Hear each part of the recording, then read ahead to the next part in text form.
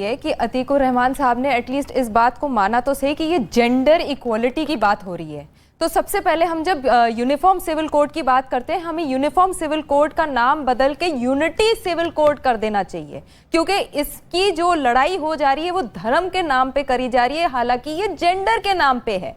मतलब आप कहती हैं इसकी बुनियाद है जी बिल्कुल बिल्कुल। आप देखिएगा कि सभी धर्मों में आपने आज से नहीं इतने सालों से देखा है कि महिलाओं के ऊपर उत्पीड़न होता है। हालांकि मैं आपको एक सिंपल एग्जांपल दे देती हूं, जो मैंने पहले भी दूसरे न्यूज चैनल्स में भी बोला हुआ है। All India Muslim personal law board वो ऐसी लॉ बोर्ड है जो कि कहती है हम मुसलमानों के लिए खड़े हैं, मुसलमानों के हक के लिए खड़े हैं, और वो अपनी विमेन्स विंग का लॉन्च करते हैं फरवरी 2023 में। उनकी 251 लोगों की बैठक होती है, जिसमें 4 महिलाएं ही सिर्फ होती हैं। ये भी नहीं कि आधे नंबर की महिलाएं हो या पौने नंबर की महिलाएं हो। तो सबसे पहली बात यह है कि ये सिर्फ मुसलमानों की लड़ाई नहीं है, ये सारी धर्मों की लड़ाई है। इससे सारी धर्मों में जितनी भी हमारी बहनें हैं, उन्होंने जब वोट दिया था, आपने खुद देखा हुआ है, वोट परसेंटेज सभी महिलाओं की, स्पेशली मुसलमान महिलाओं की बहुत बड़ी थी। क्या उत्तराखंड में यूसीसी नहीं था मैनिफेस्टो में? था। क्या यूसीसी के मैनिफेस्टो में रहते हुए क्या उत्तराखंड बीजेपी के जीत नहीं थी? थी, और बहुत अच्छी क्लीन स्वीप रही है। आपने जब देखा उत्तराखंड का जब कमेटी बनी तो उसमें सुप्रीम कोर्ट ने कहा कि नहीं, इसको एंटरटेन नहीं कर सकते हम, क्योंकि इस तरह की कमेटी बनाने का पूरा अधिकार है। मैं सबको थोड़ा थोड़ा राइट देता हूं, फिर डिबेट ओपन करता हूं। मैं अब जवाब साहब क्यों विरोध? उन्होंने कहा कि एकता की गारंटी है ये यूसीसी, टाली बोल नहीं है। और अतीकुर रहमान साहब ने कहा कि हां, मुझे कोई विरोध नहीं है, जेंडर इक्वलिटी की बात है। जनाब, गम और भी थे साहिब के जमाने में, मगर देखिए तवज्जो चाहूंगा, जनाब बहुत गहरा शेर है, और वहीं पहुंचाइएगा जहां पहुंचना चाहिए, वहीं गिर जाएंगे। दाद के काबिल होगा तो जरूर होगा।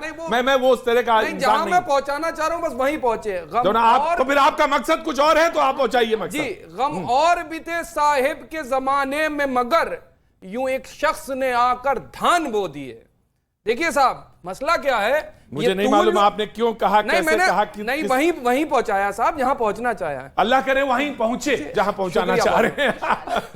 देखिए क्या है मसला। भारतीय जनता पार्टी की सरकार जो है वो गुजरात में भी बहुत लंबे समय से रही, और माननीय प्रधानमंत्री जी उस वक्त मुख्यमंत्री। मुझे सही हाँ ना में जवाब दीजिए कि आप बिल्कुल डिबेट में बिल्कुल एकदम कि आप विरोध कर रहे हैं या पक्ष में खड़े हैं। मुझे जवाब दीजिए। 2 सवाल आपके सामने स्क्रीन पर हैं लगातार। जैसे ही यूसीसी का ड्राफ्ट आ जाएगा फौरन बता दूंगा, क्योंकि इस असमंजस की स्थिति को खड़ा करने वाले भी माननीय प्रधानमंत्री जी हैं और भारतीय जनता पार्टी के लोग हैं। ड्राफ्ट आया नहीं, पता है नहीं, और आज हवा में उछाल दिया गया। और ये जो सर्वे साहब करवाया है न्यूज 18 इंडिया ने, 25,000 या 28,000 महिलाओं को लिया गया है, शायद 8,000 सॉरी 8,000। इस देश के अंदर कितनी जो है लोकसभा सीटें हैं साहब, है ना? और इस देश के अंदर विधानसभा सीटें कितनी हैं?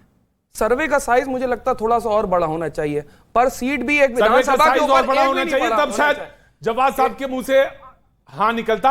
और इन्होंने कहा कि मसौदा जो है ड्राफ्ट हमारे सामने होना चाहिए। और मैंने अपनी बात का आगाज आज इस बात से किया था कि आम अगर हिंदू से आप पूछेंगे तो वो कहेगा कि मेरी नजर में ये मुसलमान की 4 शादियां, 3 तलाक, लव जिहाद को रोकने की तरकीब है। आम मुसलमान से बात करेंगे तो वो कहेगा मजहब के खिलाफ साजिश है। लेकिन मकसद क्या है यूसीसी का? राजनीतिक मकसद है, और इसको भारतीय जनता पार्टी चुनाव की तारीखों को देखते ही उठा रही है, और कोई मकसद नहीं। लाना होता 4 करीब 20 साल से जो है सरकारें राज्यों के अंदर है, क्यों इतने साल से नहीं लेकर के आ पाए? 9 साल होने को आ रहे, प्लीज मैं आपके बीच में नहीं बोला, 9 साल होने को आ रहे, सरकार के जाने का वक्त तय हो गया, तब यूसीसी उठा करके लेकर के आए। अभी मध्य प्रदेश, राजस्थान, छत्तीसगढ़ में चुनाव है, मुद्दा उठा माननीय प्रधानमंत्री जी ने तूल दे दिया। क्या बात हो गई भाई? सर, एक हफ्ते पहले आप ही की न्यूज चैनल आई थी, आपकी रिपोर्टर आई थी, मरकस, जो कि यहाँ पे भारत का विश्व में सबसे बड़ा कट्टरपंथी जगह ढूंढी जाती है। महिलाओं से ये पूछा गया, झंडे वाला से चलेगा क्या? झंडे वाला से आएंगे, महिलाओं ने कहा झंडे वाला से अगर रिपोर्टें आने लगी और झंडे वाला से आकर के यहाँ पर लोग बताने लगे तो झंडे वाला से थोड़ी ना चलेगा। अगर झंडे वाला से सर्वे आने लगे, झंडे वाला के लोग आकर के रिपोर्ट करके आने लगे, देश नहीं चलेगा।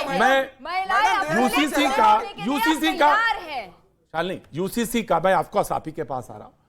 और मेरे एक मेहमान मुझे सामने दिख गए, मैं उनसे गुजारिश करूंगा कि वो जाएं, जब मैं उधर कैमरा होगा तब उनको भी वहां पे लेके जाएंगे। यूसीसी का मकसद धर्म या समुदाय के कानून की आड़ में गैर बराबरी का ना शिकार ना हो, यानी गैर बराबरी को लेके आने की बात है, जिसकी बात 10 सेकंड और दे दिए। भारतीय जनता पार्टी के अभी जो अलायंस है वो विरोध कर रहे हैं, लेकिन प्रोपेगेंडा और क्या है कि मुस्लिम पर्सनल लॉ वोट कर रहा है। अरे भाई पूछिए ना, भारतीय जनता पार्टी के जो अलायंस है वो विरोध कर रहे हैं नहीं कर रहे? और आने दीजिए, भारतीय जनता पार्टी के बहुत से सांसद, बहुत से उनके अलायंस विरोध करेंगे, तब क्या करेंगे आप? लेके तो आइए। अरे भाई तब क्या, मैं तो बहस इसीलिए है ना, अरे करना चालू कर दिया क्या एमपीपी ने विरोध करा? नहीं करा? इस मुल्क की परिपाटी ये रही है कि हम बहस करते हैं और बहस से नतीजों पे पहुंचते हैं, ये तो तरीका है। जनाब विश्व हिंदू परिषद, देखिए हम ये मानते हैं जब इस देश के अंदर क्रिमिनल लॉ एक है, इस देश के अंदर कॉर्पोरेट लॉ एक है, ये सारी चीजें एक है, तो सिविल कोड एक क्यों नहीं है? यानी यूनिफॉर्म सिविल कोड से तकलीफ क्या है? अगर एक समाज के अंदर, एक इबादत को मानने वाले लोगों के अंदर महिलाओं को लेकर के कुछ विशेष काम होने की गुंजाइश है, कुछ उनमें सुधार करने की गुंजाइश है, तो उसका समर्थन पूरे समाज ने करना चाहिए।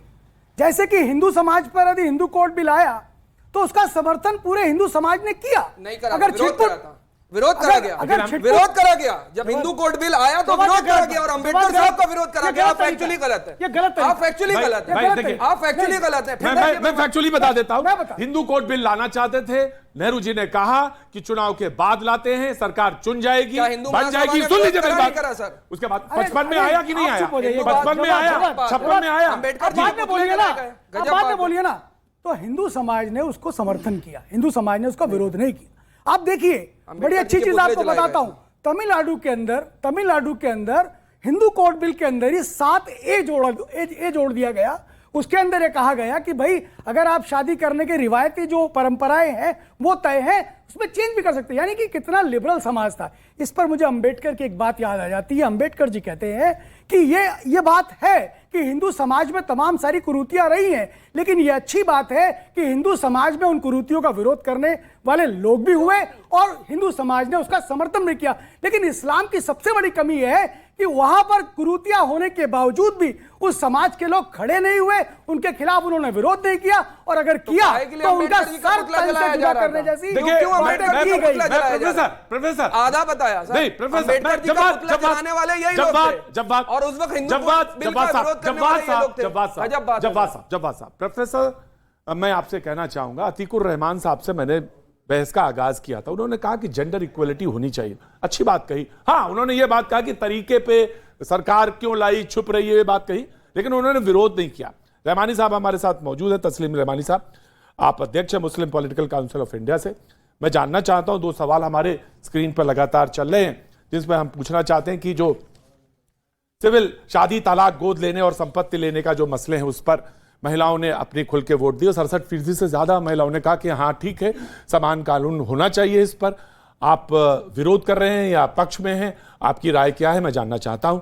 देखिए, ये तो सवाल उस वक्त खड़ा होगा जब कोई ड्राफ्ट सामने हो, उसके बगैर तो इस सवाल का जवाब समानता होनी चाहिए नहीं होनी चाहिए, मैं ये जानना चाहता हूं। समानताओं का जहां तक ताल्लुक है, पहली बात ये समझनी चाहिए कि यूसीसी जो 76 साल से इस मुल्क में मौजूद है, कॉन्स्टिट्यूशन ऑफ इंडिया के कॉन्स्टिट्यूशन से लेकर इम्प्लीमेंटेशन से अब तक, उसका कोई ड्राफ्ट कोई सरकार भी लेकर नहीं आई है, इंक्लूडिंग दिस बीजेपी गवर्नमेंट जो 15 साल से शासन में है, जिसके एजेंडे पे पिछले 40 साल से बीजेपी के और 1951 से लेके जनसंघ के एजेंडे पे है, वो भी 15 साल शासन में रहकर भी कोई ड्राफ्ट लेकर नहीं आई। ये मुसलमानों का इशू ही नहीं है, यूसीसी एज सच मुसलमानों का इशू ही नहीं है।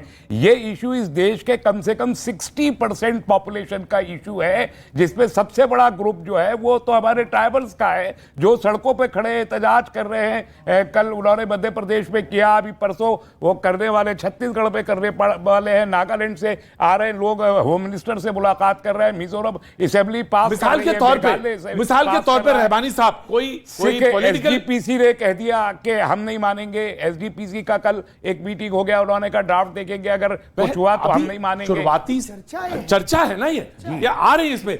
जैसे लेकिन मैं कहीं देख रहा था, किसी ने कहा कि वो ऐसा होगा कि मुस्लिम जो महिलाएं हैं उनको तलाक देने का अधिकार मिल जाएगा? वो तो ऑलरेडी दिया जा सकता है। किसी ने कहा ना ये नहीं, मुसलमानों को दाढ़ी रखने, कुर्ता पहनने, पैजामा को पहनने के तरीके बदल जाएंगे, तो ये चीजों को तो कहा जा सकता है रहमानी साहब का यूसीसी से कोई ताल्लुक नहीं। वही मैं कह रहा हूं, तो इतनी गलत फहमियां अगर फैलाई जाए तो कहीं ना कोई तो कॉन्ट्रडिक्शन आना चाहिए ना। मैं आपको प्रतीक जी बहुत ही बेसिक बात एक कहता हूं, पुराने हकीम, अगर आप मुसलमानों की बात करें, पुराने हकीम कोई लॉ बुक नहीं है, ये कोई कॉन्स्टिट्यूशन की बुक नहीं है, ये एक मैनिफेस्टो है।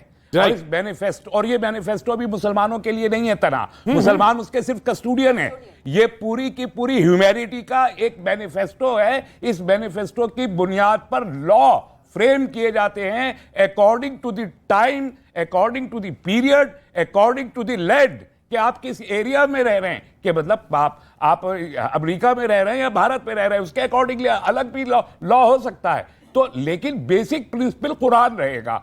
कुरान ने जो गाइडलाइन प्रोवाइड की है उसकी बुनियाद पर कानून बनेगा, वो बदलता रहेगा हर जमाने में। तो मुझे ये बताइए कि मुस्लिम पर्सनल लॉ साल में, तो मैं ये जानना चाहता हूं, मुस्लिम पर्सनल लॉ बोर्ड की जो खिलाफत है वो कह रही नहीं, ये देश की अखंडता के खिलाफ है। जनाब अली, मैं जानना चाहता हूं। देखिए प्रतीक जी, यहाँ बात हो रही है मुस्लिम महिला की, यूसीसी की तो बात ये नहीं हो रही है। नहीं, मैं यूसीसी में बात कर रहा हूं। यूसीसी मैं कोई गलतफहमी प्रोग्राम से नहीं फैलाना चाहता, मैं यूसीसी में बात कर रहा हूं। इसमें बहुत सारे चैप्टर हैं। जितने लोगों ने बोला, प्रोफेसर साहब ने बोला, शालिनी ने बोला, हाँ। यूसीसी में मुस्लिम महिला की बात ज्यादा हो रही है।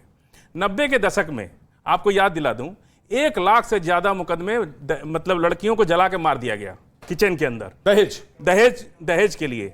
और क्यों मार दिया गया? क्योंकि हिंदू मैरिज एक्ट में उस लड़की से वो मुक्ति नहीं पा सकते जो उनके परिवार में एडजस्ट नहीं कर पा रही है। उससे मुक्ति पाने के लिए उन्होंने, चूंकि कानून में संविधान में कोई प्रोविजन नहीं था कि हम उससे मुक्ति पा जाए, उनके पास एक ही रास्ता, पूरा होने दीजिए, देखिए एक ही रास्ता था, उनको जला के मार दिया। जनाब अली, हिंदुओं में कॉन्ट्रैक्ट नहीं है।